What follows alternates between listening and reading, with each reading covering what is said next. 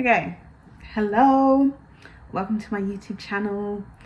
I've been contemplating starting a YouTube channel, and I've had a YouTube channel on and off for a really long time. I think the last time I had it was literally like 2020, but like the pandemic was the time.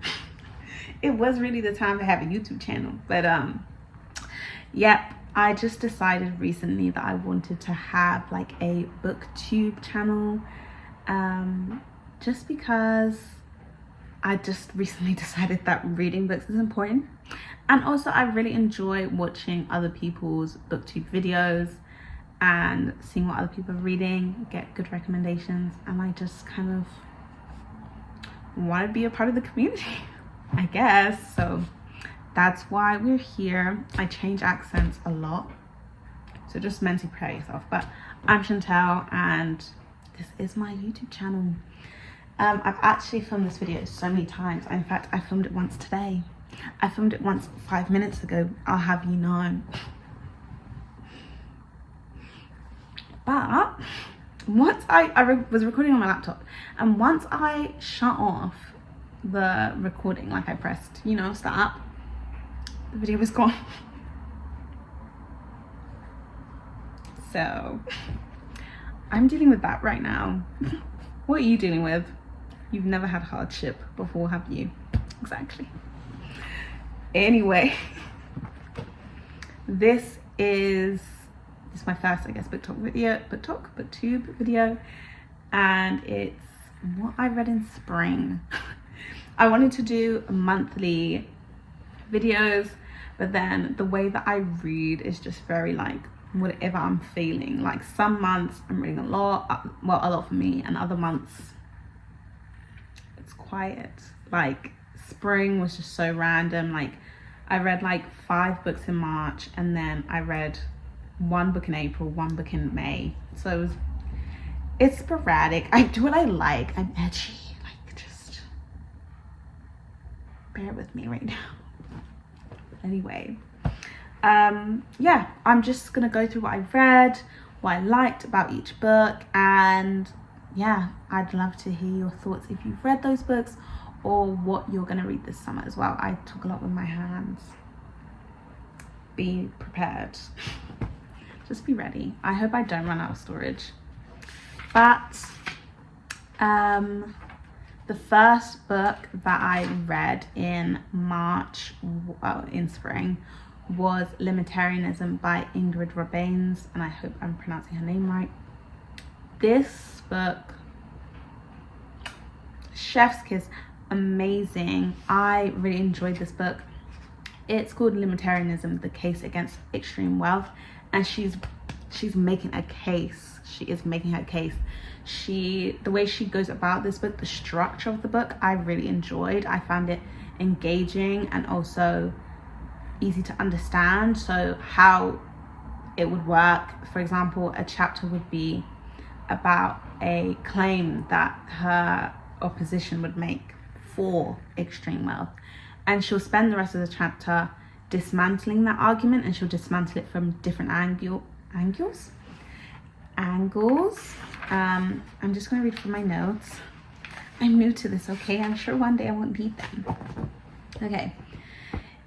So for my summary, I said a book that argues for limits on wealth, displaying how it is destructive for all stakeholders when anyone has extreme wealth.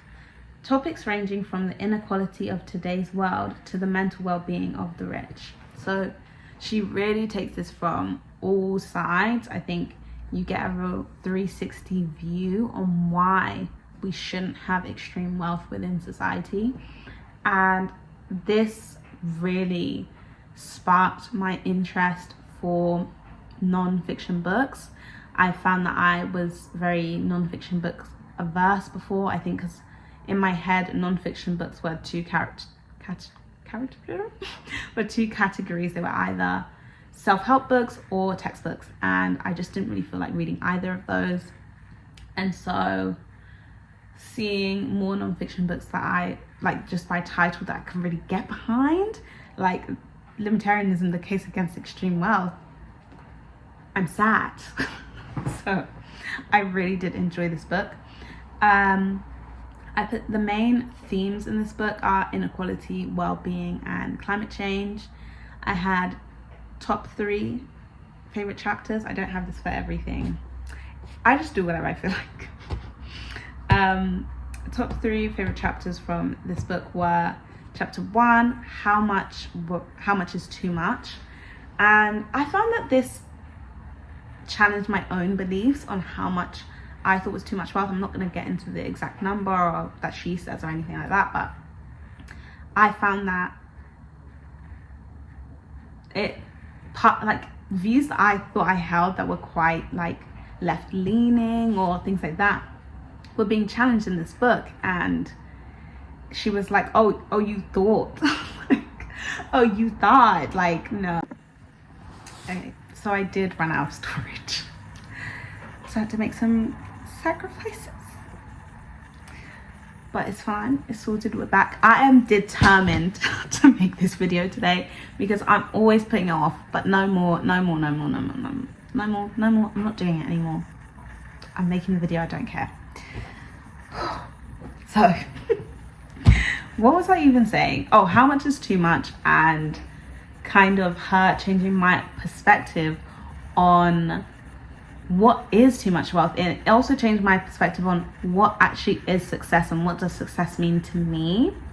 What can success be outside of monetary means? And I thought it was really important to explore that question, and I felt like I learned a lot from that, from just doing that and exploring the argument with her. It kind of feels interactive because of the way she breaks everything down, and it's not repetitive as well, so it feels like, oh, like I'm being stimulated the whole time, so really interesting. Then my second favorite, how many fingers is this? My second favorite chapter was Nobody Deserves to Be a Millionaire. That's chapter 6, and it sounds like a rehashing of the first chapter, but it's not. And it's essentially about how you can't be a millionaire by yourself. You can't. There's so many other people that contribute to where you are in society that it's impossible for you to say that I deserve this. You couldn't make your millions without your customers, so you should treat them well. No, you couldn't make your millions without the people that work within your company, so you should treat them well. And it's just about that argument about like, well, if they had worked hard, they'd be where I am, and that's not true. That's just not true, and you wouldn't even be where you are if they didn't work hard. Do you see what I mean? Obviously this is stuff that most people know, but I think that she talks about it really well in this book. I don't know what's going on with my voice. Yeah, I think that she talks about this really well in this book, and it's, again, she covers all bases, and you have that 360 view. The third chapter I really liked was Philanthropy is Not the Answer, just because I agree, and I've always agreed with that. I think I agree from the perspective of, you know that adage that's like, teach a man how to fish and then, you know, they're actually free, rather than continuously trying to give them fish. That's my beef with philanthropy, but this also explores another side, which is the kind of dictatorship likeness of these billionaires getting to decide what to do with all this money they've acquired and hoarded, and it's not actually fair, especially when you go back and realize no one deserves that kind of money, and you're avoiding taxes, like you're doing all this stuff when you should be we should all be deciding in a democratic way what that money should be used for. This isn't to say that, you know, we should be stealing all the richest money and they can't deserve any money or whatever, but when you're not actually contributing to society when you should be, and society's contributing to you, you know, because who has to bail these big fat companies out? Sorry. all these companies out, when something goes wrong, it's us as the taxpayer. So there should be a level of accountability there. And I think that was such a good point to make, such a good point that's often overlooked. So yeah, I thought that was really interesting, and I really enjoyed this book. I rated it 5 stars. The next book that I read was What Iranians Want by Arash Azizi. And I have a little synopsis that I wrote. The aim of this book was to convey what the people of Iran want, and it did that successfully. I found myself in tears during the entirety of the last chapter and holding in tears throughout the book. Azizi shows us the people behind the images seen on the news in a way that really resonates. His description of Serena sounded so familiar to myself and other women I know. It was really heartbreaking. I've learnt so much from this book and the Iranian people about resilience and fighting for what you believe in, as well as the sacrifice that comes with that. This book also highlights the importance of education and how it can be used to liberate a nation, and how its absence can oppress. I've learned so much from this book, and I talked about it there. Like, the Iranian people, the Iranian women in this book are so incredible, and I think I'm like careful what I'm saying here, because one of, I think, the key theme, not a key theme, but I guess a key thing that we explore in this book is the fact that a lot of these women who have been oppressed in Iran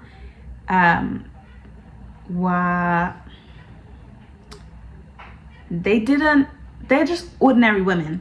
Like, not all of them. Sometimes we look at activists and things like that, but they're just ordinary women who had to become activists, who their very existence was a form of rebellion, which is something crazy to think about.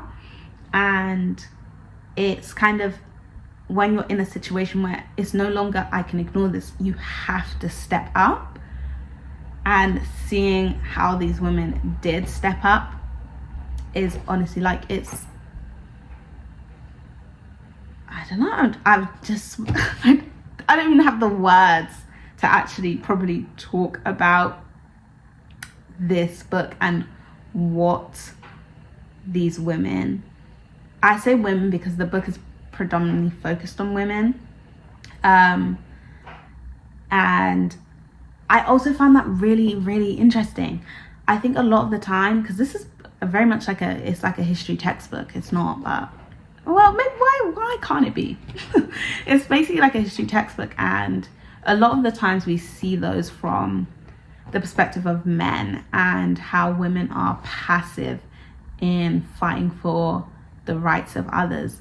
Where in this book, women are at the forefront, and you can see what the women are doing to protect the rights of everyone, not just women. And I think oftentimes that's overlooked throughout so many movements, especially when it comes to human rights. Like, if you think about the civil rights movement, you predominantly think about the men who are involved in the civil rights movement, and maybe you think of the women as maybe an aside, but the women were they were a big part of the civil rights movement, and they were a big force. So I really commend this book. I really commend Arash Azizi for putting women at the forefront of this book. I thought that was really amazing to see. And like I said, yeah, I learned so much about lots of stuff from this book. I learned about actually what it means to be an activist, and how if you let one thing slide, because that's kind of what it was. It was like a lot of, so I don't know if you call him president, because he was very much a dictator, but the dictator at the time was first started his mission against women, and people were like, oh no, it's fine, it's not that deal. Well, first he made the wearing of a hijab mandatory, and people were saying like, you women were saying that like no, this is an infringement of my rights, and people weren't taking it seriously. And what women were saying was, yeah, first you should take it seriously, but second, it doesn't end here. Like, it's gonna keep going, and it did keep going. And I think it just taught me as well that it's important that when you think something is wrong, that you speak up about it. And those women that did speak up about it, I'm sure if more women had, I don't know what could have happened, but definitely something could have happened. And yeah, I just thought, like, I find myself being really passive, especially when it comes to politics and things like that. Like, I just think like, oh well, whatever, like nothing's gonna change, it's always been like this, da da da da, until one day it's not like this. Until one day it's worse, and you just don't know, and you think, how did we get here? But we got here because as individuals we didn't do anything. And I just think, not to get whatever, but I think as Gen Z we really need to start being more involved in our communities, understanding what our communities need, speaking to our MPs, like seeing what they're putting in place, seeing what, if you have a problem with something, you should speak to your MPs, you should speak to your council members, and actually make sure something gets done. Because I mean, if we don't, like, nothing's gonna happen. So I think that it's really important that we're actually active and not just online, especially when the age group that is in council is not online. So we're already there's already a barrier between us, and we need to actually be closing that gap. And we can't just stay isolated the way we are now, because we will never be able to enact any change. That's something I learned from this book as well. But do I have a quote? I do. I have a few quotes. But I'll just read one. For centuries they've taught women to be silent, to be subdued, to be a slave. But I'm not a slave. I won't be subdued, I won't be silent, I won't be patient. I am a woman who revolts. I am a mother who is kind. But to defend my rights, I have a heart that is grand, claws that are sharp, and most importantly, a spirit full of passion. Yes, I am a woman in battles with traditions. I defend my womanhood in its entirety. I just thought that was a really amazing book. And then the other book, the only physical book I have, because I like discovered the library and I was like, wait, I can do this for free? Because it was getting really hard as well to read, and I was like, oh, I have to wait till my money's up. But I don't now, and I go to the library literally all the time. So the other book that I read is Phenotypes by Paulo. And in this book we follow a white passing man, and he's Federico, and he is working with the Brazilian government to address the racial point system in their higher education, because it's been causing a lot of public unrest. Some people think it's fair, some people think it's unfair, some people think it's not enough. So it explores that. It explores the racial tension within Brazil. It also explores the racial tension within himself as a white passing man in a black family. Like, obviously he's black, but his family is actually is their skin color is black and they've got curly hair. He is white with straight hair, but obviously he's from a black family, and it just shows his struggle with that. And not only his struggle, but everyone else's struggle with him as well. And I think Scott does a really good job at exploring this idea and how our own prejudice, even within a minority, can be displayed and how it affects others. I also think he covers the topic of radicalization really well, because I think a lot of the time we see radicalization as something that is just so beyond us, so far away, but all it actually starts with is a bit of rage, and that is explored in this book, and how rage manifests and how it can become dangerous to the people around you and dangerous to yourself, and it needs to be checked, it needs to be managed. You can be angry, but when you're enacting change, it shouldn't be dangerous. Let me say that, I guess. Yeah. And you also explore brotherhood in this book. You explore friendship, male friendship, masculinity, and I thought this book was gorgeous. I really enjoyed this book. I did rate it 3.5 stars. The reason I didn't rate it 5 stars was because at times I kind of fell out of reading this book. It could be a bit slow at times, but when it wasn't slow, I really did love it. And the other thing is they don't use quotation marks, which I've been seeing a lot lately. So now I'm like, am I the problem? But I just don't like that. Tell me what you're saying and what's like, I need to know the difference. Who's saying things, who's thinking things, what, like, can you just put the quotation marks in? Okay? Sorry.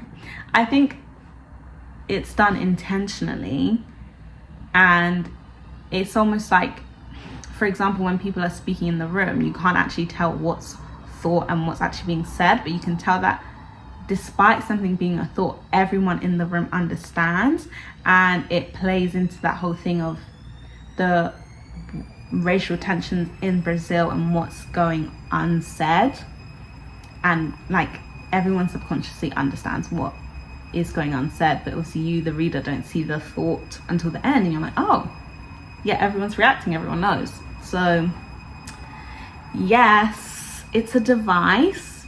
I don't like the device. It's a free kind. I can do what I like. I take that back. I can just do what I like, you know. The next book I read was Hags, the demonization of middle-aged women, and I rated this book 4.25 stars.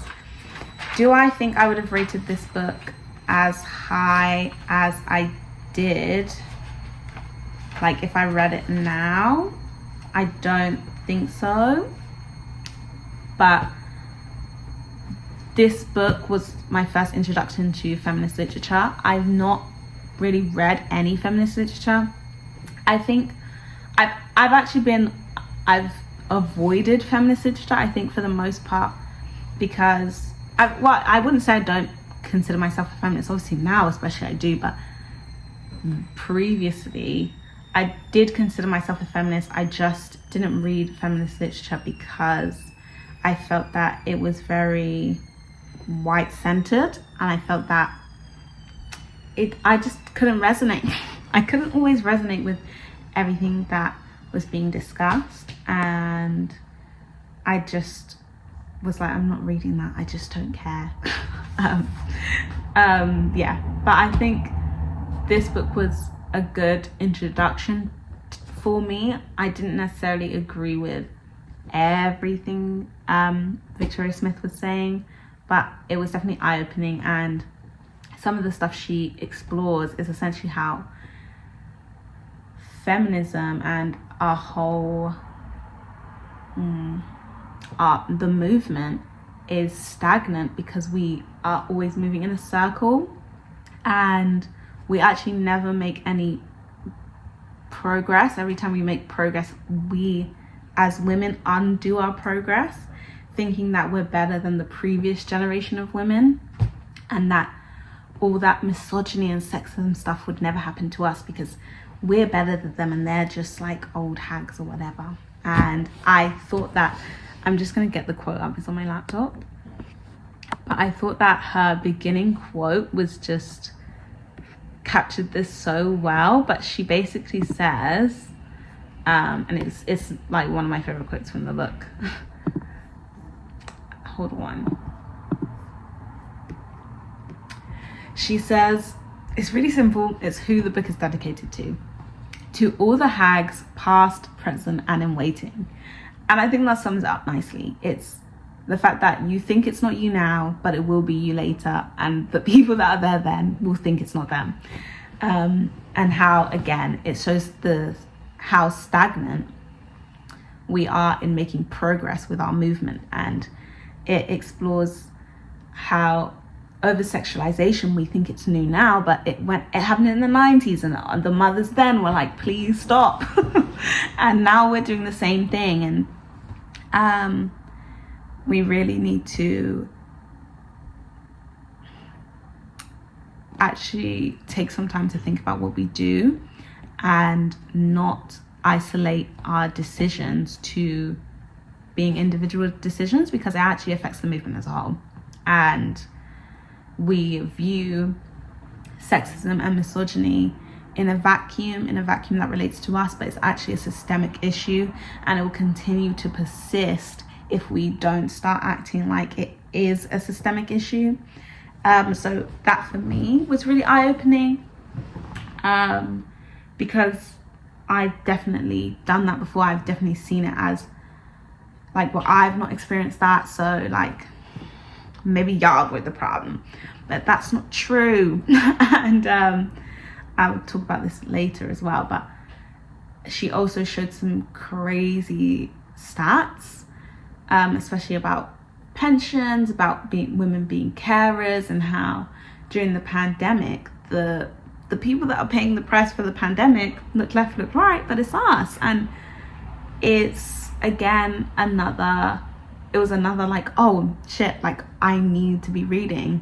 Because I wouldn't have known that genuinely. And I feel like maybe other people are like, yeah, like clock in, go be somebody. Like we knew, but I just didn't know. Do you know what I mean? I just didn't know. So yeah, it's important to read.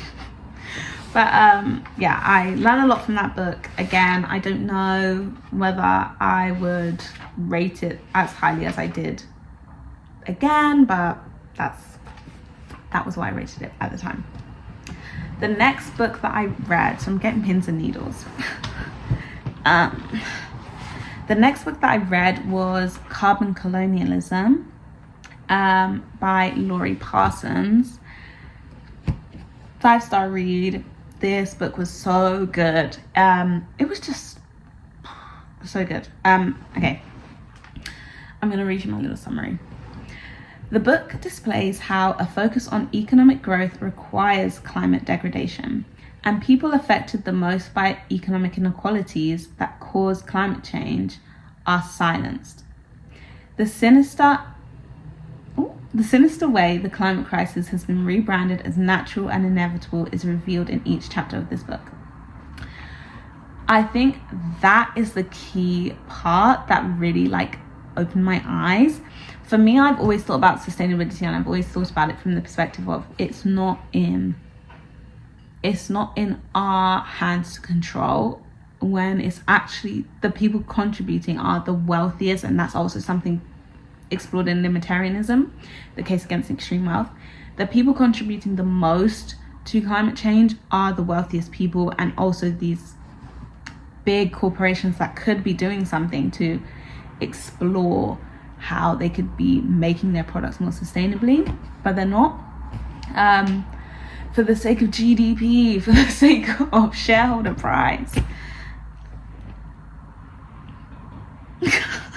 But it's insane. The working conditions that these people have to go through, and the kind of like loan shark relationship they have with these big corporations. And even though it's not technically these big corporations that have their name on it, it's like third parties or whatever. They contribute, they know what the third parties are doing, and they sign that off. So it really is their fault. I don't want to hear anything about that. One of my favorite quotes from this book is, environmental justice in the here and now is economic justice. And again, I think this highlights how inequality and how the climate change isn't just something natural that happens. Again, one of the most eye-opening parts of the book. I think we see so much online that it's completely inevitable, and like climate change is happening, and what can we do, you know, recycle some plastic or something, which is useless, when in actual fact it is climate change is happening intentionally by these big companies who could make change and are refusing not to because of shareholding prices or some other crap basically. And yeah, it's really like, again, if we don't do anything, and I know you're thinking, what can we do? But regulations need to be put in place. We need serious fines. It needs to be more expensive to not adhere to regulations than it is to just adhere to them anyway, in order for us to make actual change. The book has a stat that I was like, what? And for example, one of these companies are massive, right? And if they cut their profits by just 1%, they'd be able to pay all these third-party workers that are starving, have so much debt on their backs, have to work through in terrible conditions. They'd be able to give them a living wage and better working conditions, all of them, from 1%. And they don't. And they don't, because they're greedy and evil. It's generally cartoon stuff. I think the more that I read, the more I think like this must be like, these are like Disney villains. Like, this is insane what we're talking about right now. It generally almost sounds made up. But it's just terrible. And this is a quote from the World Bank, who, in my humble op, they are a gang, they are a mafia, they are a criminal organization. They are the World Bank, the World Trade Organization. Yeah, I said what I said. Yes, they are. I don't care. Basically, and again, what this is the degradation of the environment, all for the sake of GDP. At some point, we have to draw the line. Extinction should be where we're drawing the line. Surely. It can't just be me. Anyway. This is a tweet from the World Bank that I thought highlights their... isn't the right word? I'm just going to read it to you. So, for context, Bhutan has lots of forests, and they don't want to cut it down because they think that nature's pretty important, and they are one of the only countries with negative carbon emissions. They also don't like tourists in their country because it could harm their environment and harm just like their way of life. So they don't want tourists in there, which is fair enough. So they charge tourists a lot of money to be there. Okay. 71% of Bhutan's territory is covered in forest, but with a contribution of only 2% to GDP per year, the forest sector remains underutilized. And so they're complaining that their forest sector only makes 2% of their GDP. So they should be cutting it down and using it up to make that GDP. They're fine. They're fine. They don't need it. I just thought that was so insane, and it shows their thinking, their kind of thought framework, if you will, at how it is GDP above all, the economy above all, the economy above lives, the economy above poverty, the economy above inequality, food, everything. It's insane. I thought that really highlighted their view. And the reason that I said the mafia about the World Bank and the World Trade Organization is because I'm also reading a book called Stolen Harvest. It's something like, I'll try and put it up there, but it's like the hijacking of something, and It talks about the World Trade Organization and how they are complicit in creating growing inequality and simultaneously, because the two go hand in hand, destroying our environment. That book is crazy, by the way. I'm not even on chapter 2, and I'm just shocked. I have to keep putting it down because I'm like, I'm sorry, did she say they're starving worms? This is biological warfare at this point. Do you know that? Please, guys. But anyway, 5-star read, and I also implore you to read Stolen Harvest as well. So the next book that I read was Play It As It Lays by Joan Didion. I don't have notes for the next 2 books. Was Play It As It Lays by Joan Didion, and this book has been on my mind. Again, like, this is really my intro to feminist literature, but it's been on my mind to see. It really reminds me of Love by Toni Morrison, because it's to see the female experience, to see a woman's perspective actually fully fleshed out. I just really haven't really experienced that before. I think most of the books that I read are very plot driven, not necessarily character driven. So to read a character driven book that is with a woman being the main character, just crazy. Plus the way Didion writes, cut the cameras. That book, like, I literally think about this book all the time, and I guess I don't want to spoil it for anyone. I'm gonna try not to, but for example, I think it highlights the way we can victim blame women in our society, and it does that by kind of muddying our perspective on a particular character at the start, only to realize at the end that they're the victim. And it's so like, wow, it's like really amazingly well written, and it highlights how sexual violence against women was normalized during this time period. It's set in the 60s. Is it the 60s? Around that time.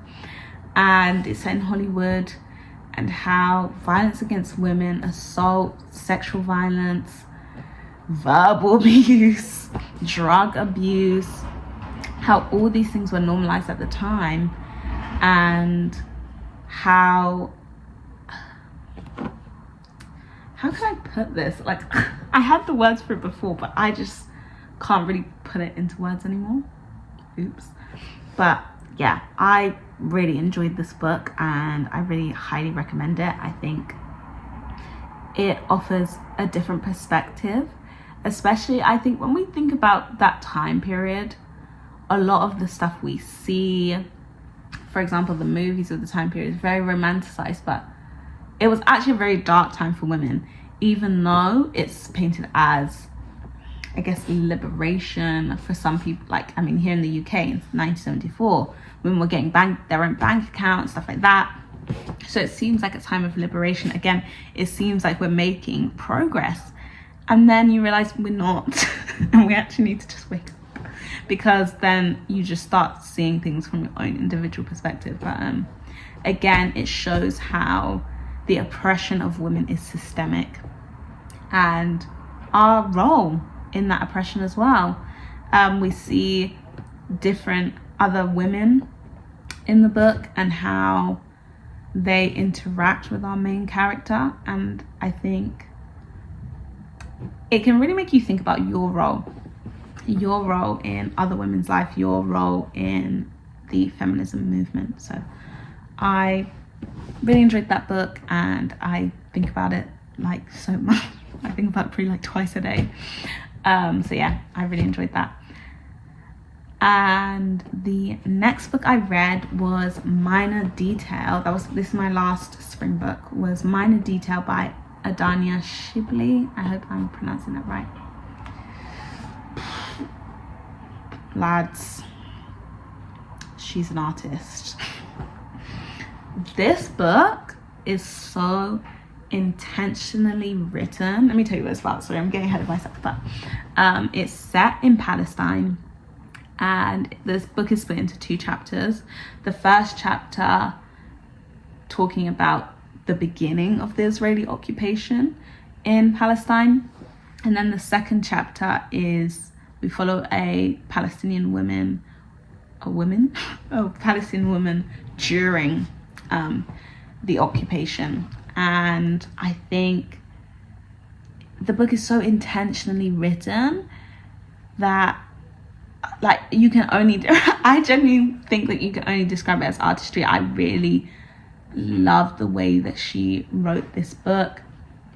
I don't know why I'm doing that, but I thought you could really imagine and see. It was like tangible, I felt this book was. And it's quite dark at times, and I mean, yeah, a book about Palestine was always going to be dark, but I think it's really important. I think it's really important to bring a human element to people in Palestine and women as well. I think we get really desensitized a lot of the time. We see a lot of things on the news of violence, war, destruction, and it can make us desensitized to it all. You see it and you scroll past. You see it on the news, I click the next channel. You skip ad, you know, and it brings such a human element to these 2 women in each book, and also the men as well, but predominantly the women. It brings such a human element. It brings both characters to life in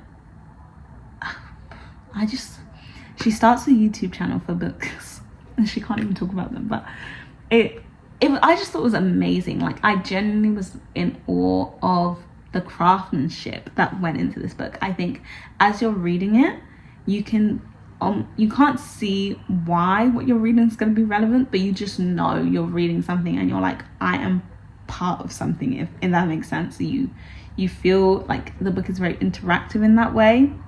You don't know how something's going to be relevant, but it's like a clue, and you'll see it in part 2 and you're like, oh my goodness, and it will be in a way you didn't expect. And I just thought it was like really, really well done. I really enjoyed this book, and I hope to read more of their work in the future, because that was an amazing book. But yeah, that's all that I read in spring. I hope you enjoyed this video. If you did like this video, give it a like, a comment, subscribe if you will, and just like comment down below what you're reading this summer. I want to make like a TBR video, but it will really be a CBR, a could be read, because it's like I just like write a list and then I'll just pick up any random book that I see. It's so bad. Like, I have such a long TBR and all I do is read books that aren't on my TBR. Yeah. So there's that. But I could do a could be read. I did take some books from the library like the other day, so I could definitely do a could be read from those because I'm reading some at present. They're quite big, so I don't know if I'll DNF some, but that's just what I've got going on. Thank you for joining me for this video, and I hope to see you again soon, and have a lovely day.